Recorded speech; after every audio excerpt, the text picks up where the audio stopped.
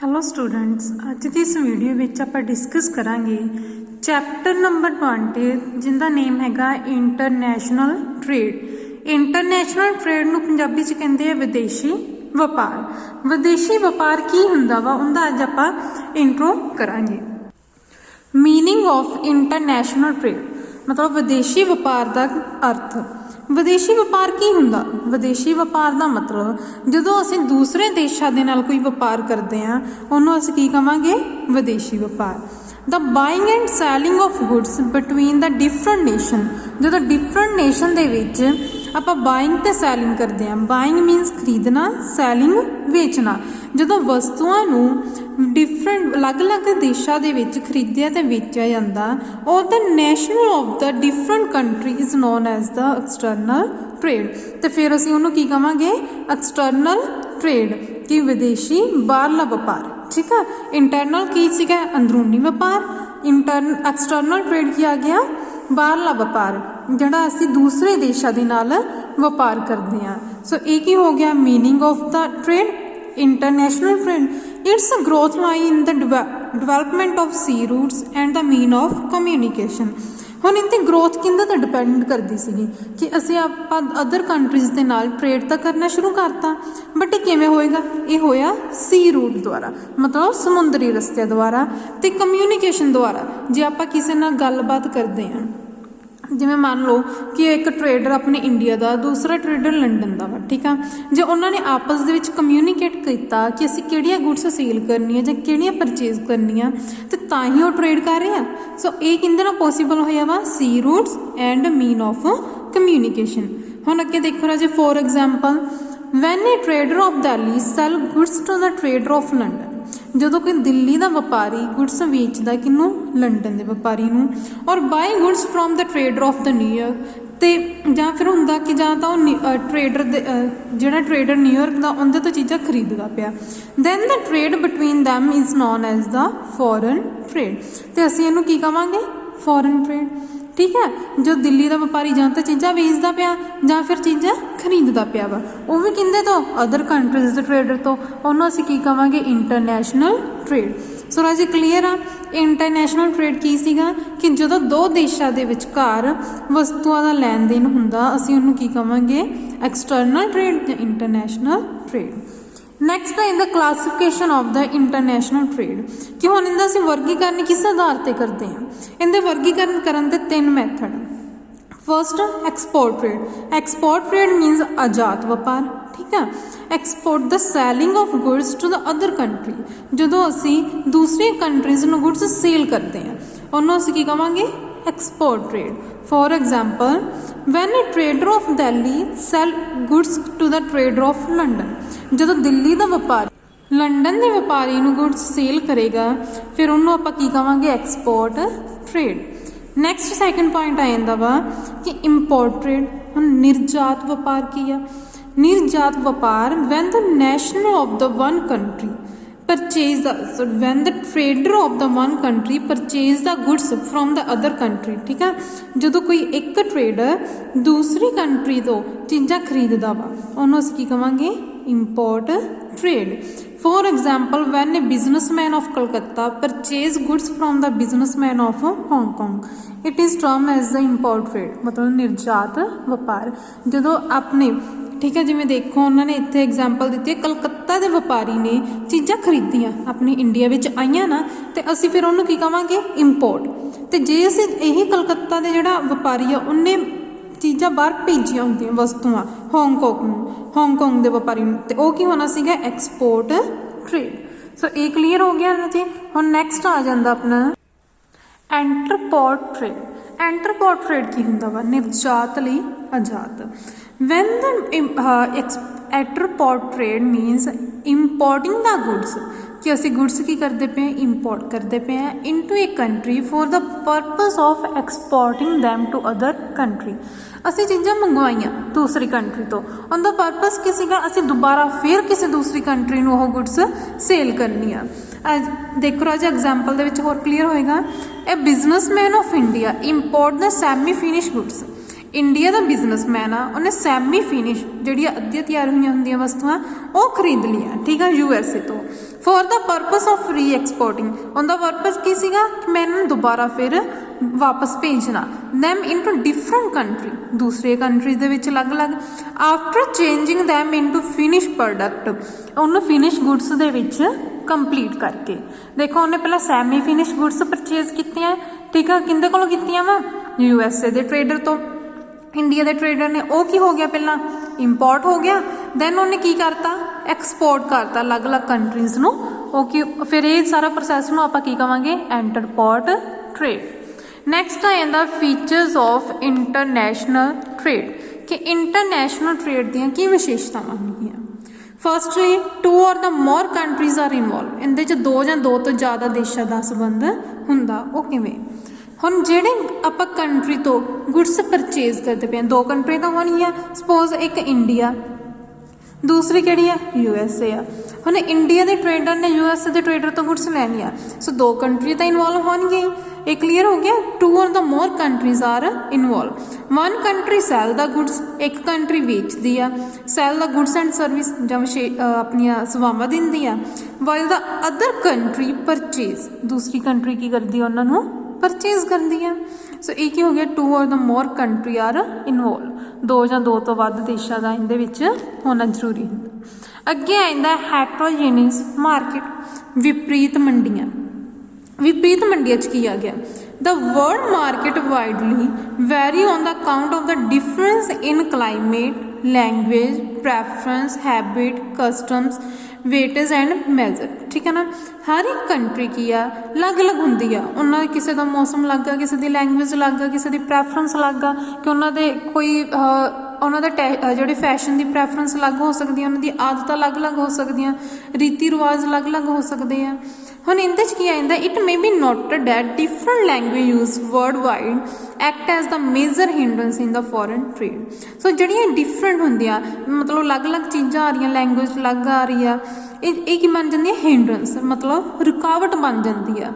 जे अपने हुण किसी इंडिया के ट्रेडर नूं अदर कंट्री की लैंग्वेज नहीं आती तो फिर वो ट्रेड नहीं कर पाएगा, जो अदर कंट्री के ट्रेडर को अपनी इंडियन लैंग्वेज नहीं आती तो वो की होगी हिंड्रेंस होगी। सो एक ही हो गया हैट्रोजीनियस मार्केट इन हिंड्रेंस क्रिएट कर देती है, मतलब रुकावटा भी हो जाती है पैदा इहदे। नैक्सट पॉइंट आ जाता payment in foreign exchange. Payment in foreign exchange की आंदा विदेशी मुद्रा विच भुगतान, कि जो हम असीं दूसरी कंट्री तो गुड्स परचेज करते पे हैं, मनी तो देनी पेगी, पेमेंट तो करनी Peggy. It involve the use of different kind of currency, different type of currency, मतलब अलग अलग तरह की करंसी इहदे विच यूज की जाती है। All payment for international trade taken place in the foreign exchange, जो भी सारी पेमेंट्स होणगियां, पेमेंट और रिसिप्ट सारी कित्थे होणगियां, फॉरन एक्सचेंज दे विच होणगियां। अगे 4th पॉइंट राजे आ जाता अपना different policies and government intervention, कि वक्-वक् नीतियां ते सरकारी दखल वो किस तरह। International business is totally monitor by the government. हुण जे इंटरनेशनल लैवल ते अपना ट्रेड हो रहा तो इदा तो है नहीं कि गवर्नमेंट की उहदे च इनवॉल्वमेंट नहीं होएगी, सो उहदे च गवर्नमेंट की उन्होंने मॉनिटर करती है। Government usually impose several restriction on the international trade to protect their interest. सरकार द्वारा कुछ कुछ रिस्ट्रिक्शनस भी लगाई जांदियां वा, और रिस्ट्रिक्शन तां लगाई जांदियां कि जे कोई अपने इंडिया के लिए सही नहीं हैगा ट्रेड तो उन्होंने असीं पहलां ही रोक सकीए। सो एक ही हो गया गवर्नमेंट उन्होंने मॉनिटर करेगी, बहुत सारी रिस्ट्रिक्शनस भी अप्लाई की जांदियां। And the license need to be taken from time to time for export and import of product. हुण इहदे लई देखो आपां जदों दूसरी कंट्रीज़ दे नाल ट्रेड करन लगे आ, गवर्नमेंट नूं किवें पता लगेगा कि असीं ट्रेड लाइसेंस तो बिना नहीं कर सकते। जदों असीं लाइसेंस अप्रूव करावांगे तो गवर्नमेंट नूं तो पता लग ही जाना कि इन्हां ने की करना, इंटरनेशनल ट्रेड करना। सो एक ही हो गया सानूं टाइम टू टाइम लाइसेंस भी रीन्यू करवाना पैंदा वा ते एक्सपोर्ट ते इंपोर्ट दे लई। नैक्सट 5th पॉइंट आ जांदा अपने कोल नीड फॉर मिडलमैन, कि विचोले की जरूरत की है।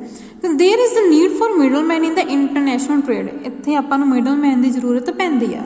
All this middleman render valuable service in the smooth conduct of international trade. ये कि अपने जो भी बिजनेस के ट्रांजैक्शनस नूं स्मूथली वे दे नाल कंडक्ट करन दे विच हैल्प करते हैं।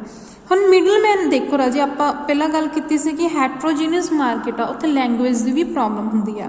ਹੁਣ ਜਿਹੜੇ ਕਈ ਮਿਡਲਮੈਨ ਇੱਦਾਂ ਦੇ ਹੁੰਦੇ ਉਹਨਾਂ ਨੂੰ ਬਹੁਤ ਸਾਰੀ ਲੈਂਗੁਏਜ ਆਉਂਦੀਆਂ, ਸੋ ਇਹ ਮਿਡਲਮੈਨ ਉਹ ਵਾਲੇ ਬੈਰੀਅਰ ਨੂੰ ਤਾਂ ਰਿਮੂਵ ਕਰ ਹੀ ਸਕਦੇ ਆ। ਤਾਂ ਇਸ ਤਰ੍ਹਾਂ ਦੇ ਹੋਰ ਵੀ ਕਈ ਬੈਰੀਅਰਸ ਹੁੰਦੇ ਆ ਜਿਹੜੇ ਕਿ ਮਿਡਲਮੈਨ ਨੂੰ ਰਿਮੂਵ ਕਰਨ 'ਚ ਹੈਲਪ ਕਰਦੇ ਆ। ਨੈਕਸਟ ਪੁਆਇੰਟ ਆ ਜਾਂਦਾ ਕੰਪੈਰੇਟਿਵਲੀ ਮੋਰ ਰਿਸਕੀ। ਕੰਪੈਰੇਟਿਵਲੀ ਮੋਰ ਰਿਸਕੀ ਮਤਲਬ ਤੁਲਨਾ ਵਿੱਚ ਜ਼ਿਆਦਾ ਜੋਖਿਮ। ਹੁਣ ਤੁਲਨਾ 'ਚ ਕਿਵੇਂ ਜ਼ਿਆਦਾ ਜੋਖਿਮ ਹੋਏਗਾ? The goods have to be transported to the long distance, ਕਿ ਆਪਾਂ ਨੂੰ ਜਿਹੜੀਆਂ ਹੁਣ ਵਸਤੂਆਂ ਲੌਂਗ ਡਿਸਟੈਂਸ 'ਤੇ ਤਾਂ ਭੇਜਣੀਆਂ ਪੈਂਦੀਆਂ ਹੀ ਆ, ਠੀਕ ਹੈ। ਇੱਕ ਕੰਟਰੀ ਤੋਂ ਦੂਸਰੀ ਕੰਟਰੀ 'ਚ ਡਿਸਟੈਂਸ ਤਾਂ ਹੁੰਦਾ ਹੀ ਆ। So there is always a fear of the loss or demand to the goods. ਇੱਥੇ ਆਪਣੀਆਂ ਵਸਤੂਆਂ ਦੇ ਖਰਾਬ ਹੋਣ ਦਾ, ਠੀਕ ਹੈ, ਉਹਨਾਂ ਦੇ ਗੁੰਮ ਜਾਣ ਦਾ, ਚੋਰੀ ਹੋਣ ਦਾ ਇਹ ਖਤਰਾ ਬਣਿਆ ਰਹਿੰਦਾ ਵਾ। ਇਹ ਕੀ ਹੋ ਗਿਆ? ਜੋਖਿਮ। ਨੈਕਸਟ ਪੁਆਇੰਟ ਆ ਜਾਂਦਾ based on theory of comparative cost. ਇਹਦੇ 'ਚ ਰਾਜੇ ਇਹ ਦੱਸਿਆ ਜਾਂਦਾ ਵਾ ਕਿ ਇਸ ਥਿਊਰੀ ਦੇ ਵਿੱਚ a country export those product which it can be produce more effectively at lower cost, ਕਿ ਅਸੀਂ ਦੂਸਰੀ ਕੰਟਰੀ ਨੂੰ ਉਹੀ ਪ੍ਰੋਡਕਟ ਵੇਚਦੇ ਹਾਂ ਕਿ ਜਿਨ੍ਹਾਂ ਦੀ ਸਾਨੂੰ ਕੋਸਟ ਘੱਟ ਪੈਂਦੀ ਹੋਵੇ, ਠੀਕ ਹੈ। ਅਤੇ ਇੰਪੋਰਟ ਉਹ ਵਾਲੇ ਪ੍ਰੋਡਕਟ ਕਰਦੇ ਹਾਂ ਜਿਹੜੇ ਅਸੀਂ ਖੁਦ ਤਾਂ ਪ੍ਰੋਡਿਊਸ ਕਰ ਨਹੀਂ ਸਕਦੇ ਅਤੇ ਸਾਨੂੰ ਦੂਸਰੀ ਕੰਟਰੀ ਤੋਂ ਲੋਅਰ ਕੋਸਟ 'ਤੇ ਮਿਲ ਜਾਂਦੇ ਆ। ਸੋ ਇਹ ਕੀ ਹੋ ਗਿਆ? ਥਿਊਰੀ ਆਫ ਕੰਪੈਰੇਟਿਵ ਕੋਸਟ, ਕਿ ਅਸੀਂ ਦੂਸਰੀ ਕੰਟਰੀ ਨੂੰ ਸੇਲ ਘੱਟ ਪ੍ਰਾਈਸ 'ਤੇ ਤਾਂ ਕਰਦੇ ਹਾਂ ਕਿ ਜੇ ਸਾਡੇ ਪ੍ਰੋਡਕਟ ਦਾ ਪ੍ਰਾਈਸ ਲੋਅਰ ਹੋਏਗਾ ਤਾਂ ਉੱਧਰਲੇ ਜਿਹੜੇ ਲੋਕ ਆ ਤਾਂ ਹੀ ਆਪਣੇ ਪ੍ਰੋਡਕਟ ਪਰਚੇਜ਼ ਕਰਨਗੇ। ਜੇ ਉਹਨਾਂ ਨੂੰ ਆਪਣੀ ਚੀਜ਼ ਮਹਿੰਗੀ ਪੈਂਦੀ ਹੋਏਗੀ ਤਾਂ ਫਿਰ ਉਹ ਕਿਉਂ ਪਰਚੇਜ਼ ਕਰਨਗੇ? ਅਤੇ ਸੈਕਿੰਡ ਥਿੰਗ ਇਹ ਆ ਜਾਂਦੀ ਆ ਕਿ ਅਸੀਂ ਦੂਸਰੀ ਕੰਟਰੀ ਦੀ ਵੀ ਗੁੱਡਸ ਤਾਂ ਹੀ ਇੰਪੋਰਟ ਕਰਦੇ ਹਾਂ ਜੇ ਸਾਨੂੰ ਸਸਤੀ ਪੈਂਦੀਆਂ। ਇਹ ਕੀ ਹੋ ਗਿਆ? ਥਿਊਰੀ ਆਫ ਕੰਪੈਰੇਟਿਵ ਕੋਸਟ, ਕਿ ਕੋਸਟ ਇੱਥੇ ਬਹੁਤ ਮੈਟਰ ਕਰਦੀ ਆ। 8th ਪੁਆਇੰਟ ਆ ਜਾਂਦਾ role of international law and organisation, ਕਿ international law and role of international law and organisation ਕੀ ਆ? ਅੰਤਰਰਾਸ਼ਟਰੀ ਕਾਨੂੰਨ ਅਤੇ ਸੰਗਠਨਾਂ ਦੀ ਕੀ ਭੂਮਿਕਾ ਵਾ? ਇਹਦੇ ਲਈ 2 ਕਾਨੂੰਨ ਬਣੇ ਰਾਜੇ, GATT, ਠੀਕ ਆ, general agreement on tariff and trade, ਅਤੇ WTO ਵਰਲਡ ਟ੍ਰੇਡ ਆਰਗੇਨਾਈਜੇਸ਼ਨ। ਇਸ ਦੇ according every country has to follow such law and follow the direction of this organization. ਇਹ ਆਰਗੇਨਾਈਜੇਸ਼ਨ ਜੋ ਵੀ ਡਾਇਰੈਕਸ਼ਨਸ ਪ੍ਰੋਵਾਈਡ ਕਰਦੀਆਂ ਉਹ ਹਰ ਇੱਕ ਕੰਟਰੀ ਨੂੰ ਫੋਲੋ ਕਰਨੀਆਂ ਪੈਂਦੀਆਂ। ਇਹ ਹੋ ਗਿਆ role of international law and organization. ਇਹ ਰਾਜੀ ਕੀਤੇ ਆਪਾਂ ਫੀਚਰਸ। ਨੈਕਸਟ ਹੁਣ ਆਪਾਂ ਡਿਸਕਸ ਕਰਾਂਗੇ difference between internal trade and international trade, ਕਿ ਅੰਦਰੂਨੀ ਵਪਾਰ ਅਤੇ ਵਿਦੇਸ਼ੀ ਵਪਾਰ ਦੇ ਵਿੱਚ ਕੀ ਅੰਤਰ ਆ। ਫਸਟ ਆ ਜਾਂਦਾ ਨੇਚਰ, ਜਿਹਨੂੰ ਕਹਿੰਦੇ ਆ ਖੇਤਰ। ਹੁਣ ਜਿਹੜਾ ਇੰਟਰਨਲ ਟ੍ਰੇਡ ਆ ਉਹਦੇ ਵਿੱਚ ਜੋ ਵੀ ਅਸੀਂ ਵਸਤੂਆਂ ਖਰੀਦਣੀਆਂ ਵੇਚਣੀਆਂ ਉਹ ਕਿੱਥੇ ਹੋਏਗਾ? ਵਿਦ ਇਨ ਦਾ ਕੰਟਰੀ, ਇੱਕੋ ਦੇਸ਼ ਦੇ ਵਿੱਚ ਹੀ ਕੀਤਾ ਜਾਂਦਾ ਵਾ। ਅਤੇ ਜਿਹੜਾ ਇੰਟਰਨੈਸ਼ਨਲ ਟ੍ਰੇਡ ਆ ਉਹਦੇ ਵਿੱਚ ਅਸੀਂ ਕੀ ਕਰਦੇ ਹਾਂ? ਡਿਫਰੈਂਟ ਕੰਟਰੀਜ਼ ਦੇ ਵਿੱਚ ਕਰਦੇ ਹਾਂ, ਕਿ ਇੱਕੋ ਕੰਟਰੀ 'ਚ ਨਹੀਂ ਹੋਏਗਾ, ਅਸੀਂ ਅਲੱਗ-ਅਲੱਗ ਕੰਟਰੀ ਦੇ ਨਾਲ ਟ੍ਰੇਡ ਕਰਦੇ ਹਾਂ। ਇਹ ਕੀ ਹੋ ਗਿਆ? International trade. ਸੈਕਿੰਡ ਪੁਆਇੰਟ ਆ ਜਾਂਦਾ ਕਰੰਸੀ, ਮੁਦਰਾ, ਕਿ ਜਿਹੜਾ ਇੰਟਰਨਲ ਟ੍ਰੇਡ ਆ ਦੇਖੋ ਰਾਜੇ, ਜੇ ਆਪਣਾ ਇੰਡੀਆ ਦੇ ਵਿੱਚ ਹੋ ਰਿਹਾ ਟ੍ਰੇਡ ਅਤੇ ਇੰਡੀਆ ਵਿੱਚ ਕਰੰਸੀ ਤਾਂ ਸੇਮ ਹੀ ਆ, ਠੀਕ ਹੈ। Currency of the country, India 'ਚ ਟ੍ਰੇਡ ਹੋ ਰਿਹਾ, ਬਾਇਰ ਵੀ ਇੰਡੀਆ ਦਾ, ਸੈਲਰ ਵੀ ਇੰਡੀਆ ਦਾ, ਅਤੇ ਫਿਰ ਆਪਾਂ ਕੈਨੇਡਾ ਦੀ ਤਾਂ ਕਰੰਸੀ ਯੂਜ਼ ਨਹੀਂ ਕਰਾਂਗੇ, ਠੀਕ ਹੈ, ਫਿਰ ਇੰਡੀਆ ਦੀ ਹੀ ਯੂਜ਼ ਕਰਾਂਗੇ। ਇਹ ਕੀ ਹੋ ਗਿਆ? ਕਰੰਸੀ ਆਫ ਕੰਟਰੀ, ਕਿ ਸਾਰੀਆਂ ਟ੍ਰਾਂਜੈਕਸ਼ਨ ਉਸੇ ਕੰਟਰੀ ਦੀ ਕਰੰਸੀ ਵਿੱਚ ਹੀ ਸੈਟਲ ਕੀਤੀਆਂ ਜਾਂਦੀਆਂ। ਅਤੇ ਇੰਟਰਨੈਸ਼ਨਲ ਟ੍ਰੇਡ 'ਚ ਕੀ ਹੁੰਦਾ? ਜਿਹੜੀ ਰੈਕੋਗਨਾਈਜ਼ ਕੀਤੀ ਜਾਂਦੀ ਕਰੰਸੀਜ਼ ਉਹਨਾਂ ਵਿੱਚ ਡੀਲ ਕੀਤੀ ਜਾਂਦੀ, ਜਿਵੇਂ ਡਾਲਰ ਹੋ ਗਿਆ, ਪਾਉਂਡ ਹੋ ਗਿਆ। ਨੈਕਸਟ ਆ ਜਾਂਦਾ ਰੈਗੂਲੇਸ਼ਨਸ, ਅਧਿਨਿਯਮ, ਕਿ ਇਹਨਾਂ ਵਾਸਤੇ ਰੂਲਸ ਵੀ ਬਣੇ ਆ।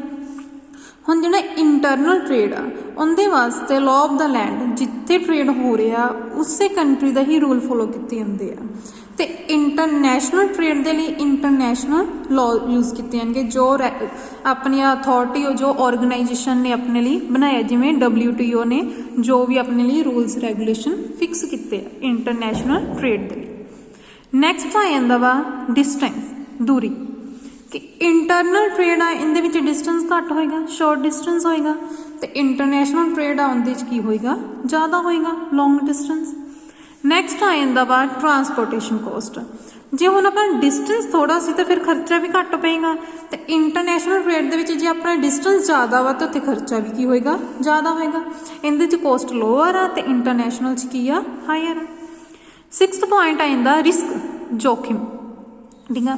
ਇੰਟਰਨੈਸ਼ਨਲ ਟ੍ਰੇਡ ਦੇ ਵਿੱਚ ਲੈਸ ਟ੍ਰਾਂਜ਼ਿਟ ਰਿਸਕ ਇਜ਼ ਇਨਵੋਲਵ, ਇਹਦੇ ਵਿੱਚ ਜੋਖਿਮ ਘੱਟ ਹੁੰਦਾ। ਅਤੇ ਇੰਟਰਨਲ ਟ੍ਰੇਡ 'ਚ ਸੌਰੀ ਰਾਜੇ ਇੰਟਰਨੈਸ਼ਨਲ ਟ੍ਰੇਡ ਦੇ ਵਿੱਚ ਹਾਈ ਰਿਸਕ ਹੁੰਦਾ ਵਾ ਠੀਕ ਹੈ ਆਪਣਾ ਗੁੱਡਸ ਵੀ ਦੂਰ ਜਾਂਦੀਆਂ ਹੁੰਦੀਆਂ ਵਾ ਕੋਸਟ ਵੀ ਜ਼ਿਆਦਾ ਹੁੰਦੀ ਹੈ ਅਤੇ ਉਹਦੇ ਕਰਕੇ ਰਿਸਕ ਵੀ ਇਹਦੇ ਵਿੱਚ ਜ਼ਿਆਦਾ ਹੁੰਦਾ ਵਾ 7th ਪੁਆਇੰਟ ਆ ਜਾਂਦਾ ਰਿਮਿਟੈਂਸ ਮਤਲਬ ਭੇਜਣਾ ਇੰਟਰਨਲ ਟ੍ਰੇਡ ਦੇ ਵਿੱਚ ਅਸੀਂ immediate remittance at the low cost ਉਸੇ ਟਾਈਮ 'ਤੇ ਹੀ ਭੇਜ ਸਕਦੇ ਹਾਂ ਠੀਕ ਆ ਟਾਈਮ ਇਹਦੇ 'ਚ ਘੱਟ ਲੱਗਦਾ ਬਟ ਇੰਟਰਨੈਸ਼ਨਲ ਟ੍ਰੇਡ ਦੇ ਵਿੱਚ ਟੇਕ ਲੋਂਗਰ ਟਾਈਮ ਇਹਦੇ 'ਚ ਟਾਈਮ ਵੀ ਜ਼ਿਆਦਾ ਲੱਗਦਾ ਅਤੇ ਐਕਸਪੈਂਸਿਸ ਵੀ ਇਹ ਮੈਥਡ ਹੁੰਦਾ ਵਾ ਨੈਕਸਟ ਪੁਆਇੰਟ ਆ ਜਾਂਦਾ ਵਾ 8th ਕਲਚਰਲ ਡਿਫੀਕਲਟੀ ਸੱਭਿਆਚਾਰਕ ਮੁਸ਼ਕਲਾਂ ਇੰਟਰਨਲ ਟ੍ਰੇਡ ਦੇ ਵਿੱਚ ਬਹੁਤ ਸਾਰੇ ਬੈਰੀਅਰ ਨਹੀਂ ਆਉਂਦੇ ਜਿਵੇਂ ਕਿ ਲੈਂਗੁਏਜ ਕਸਟਮ ਸੋਸ਼ਲ ਵੈਲਿਊ ਠੀਕ ਆ ਕਿਉਂਕਿ ਇੱਥੇ ਇੰਡੀਆ ਵਿੱਚ ਲੈਂਗੁਏਜ ਸਾਰਿਆਂ ਨੂੰ ਸੇਮ ਹੁੰਦੀ ਹੈ ਮੋਸਟਲੀ ਹਿੰਦੀ ਆਪਣੀ ਕਿਹੜੀ ਆ ਨੈਸ਼ਨਲ ਲੈਂਗੁਏਜ ਆ ਹਿੰਦੀ ਸਾਰਿਆਂ ਨੂੰ ਆਉਂਦੀ ਹੈ ਕਸਟਮ ਹੋ ਗਏ ਸੋਸ਼ਲ ਵੈਲਿਊਜ਼ ਹੋ ਗਈਆਂ ਇਹਨਾਂ ਦੀ ਪ੍ਰੋਬਲਮਸ ਨਹੀਂ ਆਉਂਦੀ ਬਟ ਇੰਟਰਨੈਸ਼ਨਲ ਦੇ ਵਿੱਚ ਕੀ ਆ ਉਹਦੇ 'ਚ ਇਹ ਵਾਲੀ ਸਾਰੀ ਪ੍ਰੋਬਲਮ ਫੇਸ ਕਰਨੀਆਂ ਪੈਂਦੀਆਂ ਆਪਾਂ ਨੂੰ ਜਿਸ ਤਰ੍ਹਾਂ ਕਿ language custom and social value of a trader last point ਆ ਜਾਂਦਾ ਰਿਸਟ੍ਰਿਕਸ਼ਨ ਰੁਕਾਵਟਾਂ ਕਿ ਇੰਟਰਨਲ ਟ੍ਰੇਡ ਦੇ ਵਿੱਚ ਕੋਈ ਰਿਸਟ੍ਰਿਕਸ਼ਨਸ ਨਹੀਂ ਹੁੰਦੀਆਂ ਤੇ ਇੰਟਰਨੈਸ਼ਨਲ ਟ੍ਰੇਡ ਦੇ ਵਿੱਚ ਰਿਸਟ੍ਰਿਕਸ਼ਨਸ ਹੁੰਦੀਆਂ ਜਿਵੇਂ ਕਿ export duty import duty and custom duty so ਰਾਜੇ ਇਹ ਹੋ ਗਿਆ ਆਪਣਾ difference internal trade and international trade 'ਚ ਜਿਹਨੂੰ ਆਪਾਂ ਕਹਿੰਦੇ ਆ ਅੰਦਰੂਨੀ ਵਪਾਰ ਤੇ ਵਿਦੇਸ਼ੀ ਵਪਾਰ 'ਚ ਆਈ ਹੋਪ ਤੁਹਾਨੂੰ ਸਾਰਿਆਂ ਨੂੰ ਸਮਝ ਲੱਗ ਗਈ ਹੋਊਗੀ ਥੈਂਕ ਯੂ